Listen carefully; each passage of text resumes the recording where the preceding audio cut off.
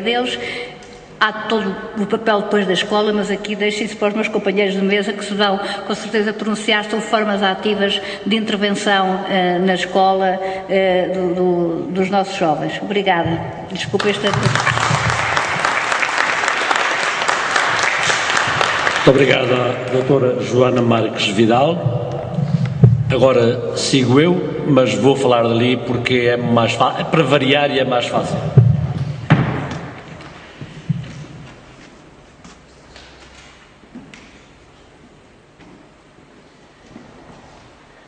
Daqui vejo melhor as pessoas e as pessoas se calhar veem melhor a mim, e para variar e para seguir os bons exemplos, faço assim.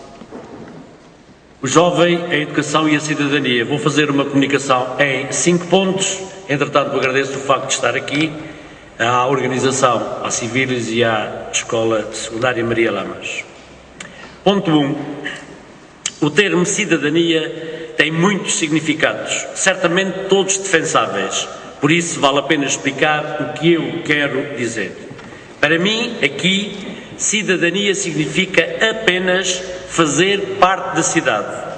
Todos os cidadãos fazem parte da cidade, mantêm relações uns com os outros e nessas relações fazem a cidade. Cidadania é, portanto, fazer a cidade, pela forma como os cidadãos se relacionam entre si. Cidadania é, assim, um substantivo que traduz uma realidade, um facto. Todos os homens e mulheres têm esta dimensão da cidadania, cidadania de facto, que pode depois ser adjetivada de ativa ou passiva, responsável ou irresponsável, conservadora ou transformadora e assim sucessivamente.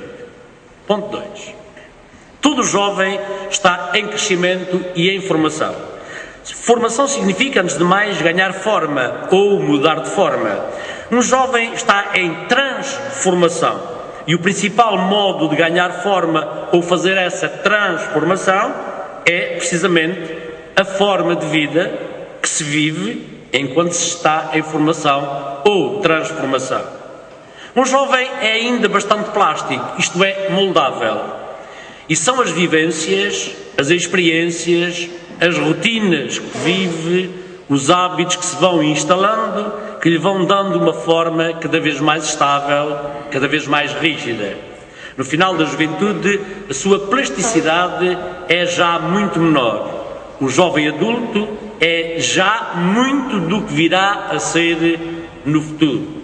Está, no essencial, formado. Isto é, tem a sua estrutura básica com uma forma que perdurará no futuro. Ponto 3. Defendo aqui a seguinte tese como exercício de reflexão.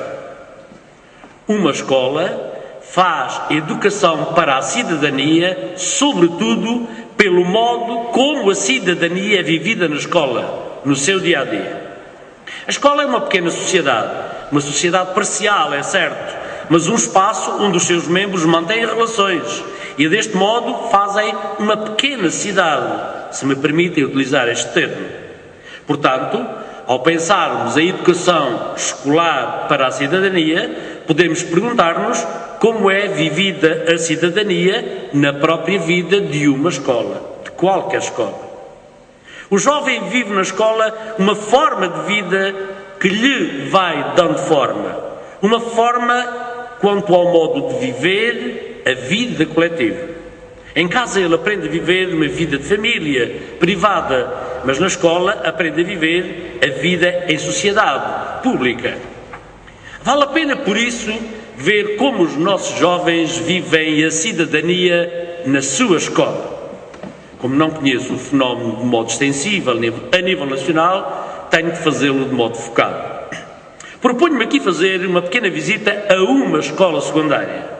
Não aquela onde fui professor durante muitos anos, nem esta aqui, que agora me acolhe neste encontro, era o que faltava. A escola de que vos quero falar tem alunos do 7º ao 12º ano e os professores e funcionários correspondentes, como é normal. É uma escola como todas as outras, mas também diferente de todas as outras, como todas o são entre si. Ponto 4. Uma escola. No princípio do ano, em cada turma faz-se a eleição do delegado de turma. É a primeira eleição. por voto secreto. Dela se faz a respectiva ata. Na escola há, portanto, cerca de 2,5 dezenas de eleitos que representam, por turma, todos os alunos de todas as turmas. Mas nunca estes delegados de turma foram chamados a representar, de facto, a opinião, os pontos de vista dos alunos que representam. Nunca se lhes pediu uma sugestão. Nunca foram chamados a participar na definição do que deve ser feito ou evitado na escola. Do ponto de vista representativo, não existe. Salvo para uma ou outra eleição que não serve, aliás, para nada. Os alunos no Conselho Pedagógico, no secundário, praticamente nunca participam nas reuniões além da primeira vez. Por duas grandes razões. Porque têm aulas à hora do Conselho Pedagógico e porque não vão lá fazer nada. É certo que têm o mesmo direito de uso da palavra, mas não percebem grande coisa do que se fala. Não têm sequer treino de falar em público. E uma ou outra vez em que algum se atreveu, depressa lhe mostraram que não percebia do que estava a falar. São eleitos, mas não podem, porque não são capazes de exercer o papel que é suposto exercerem. Mas também nunca ninguém se incomodou com isso. A direção da Associação de Estudantes é eleita todos os anos a meio do primeiro período, sensivelmente. Concorrem várias listas, mas quase sempre ganha uma das que é apoiada por uma juventude partidária. Toda a gente sabe que a campanha é financiada por fora e que uma juventude partidária anuncia todos os anos que ganhou as eleições. E ninguém se incomoda. As listas candidatas elaboram um programa de promessas, grande parte delas impossíveis de cumprir, mas ninguém se incomoda. Mesmo as que poderiam ser realizadas, toda a gente sabe que não o serão. Faz parte do jogo e ninguém se incomoda.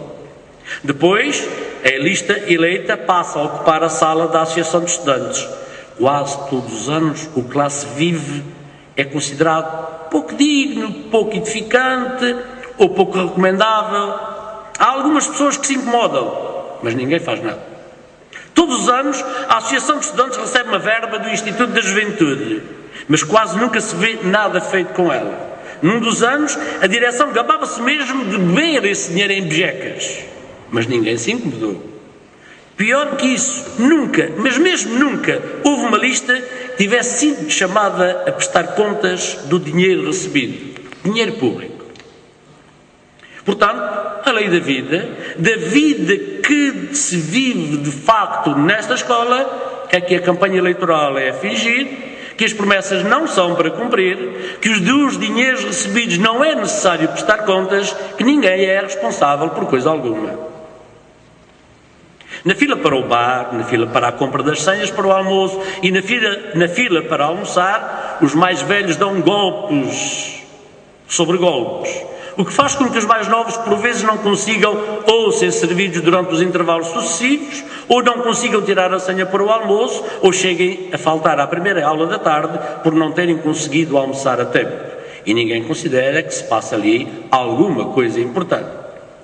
A professora Alice já está mais à espera da reforma do que outra coisa, mas, na verdade, já não consegue dar aulas, porque os alunos não deixam. Ainda há dias interpelou um aluno dizendo que lhe estava a faltar o respeito, ao que ele se voltou para ela dizendo que ela que lhe estava a faltar o respeito a ele. A professora Alice chorou ao recordar-se do tempo em que mantinha uma relação amiga com os alunos, mas agora só quer que chegue a reforma porque já não é capaz de fazer nada. Toda a gente sabe que ela não faz nada, mas também ninguém faz nada relativamente a isso. Na primeira aula, a professora Blandina foi muito acessível. Os alunos gostaram, sobretudo quando disse: quando tiverem uma dúvida, podem perguntar. Por isso, o Eduardo, quando teve a primeira dúvida, pediu uma explicação. Logo, a professora o fuzilou com o olhar: se tivesses com atenção, não fazias perguntas parvas. Foi a última vez que um aluno daquela turma lhe fez uma pergunta a pedir explicação de alguma coisa. O professor Guilherme trata os alunos pelas alcunhas que conhece ou pelas que ele mesmo lhes põe. Eles não gostam, mas não podem fazer nada. A professora Adelaide quase não dá aulas, fala das suas galinhas e dos seus cães, conta as suas viagens, não ensina nada, mas dá boas notas. Os alunos não se importam, mas há pais que reclamam, mas não podem fazer nada. O professor Aníbal trata as alunas com modos desprezíveis, por vezes até por suas cabras. Elas não gostam,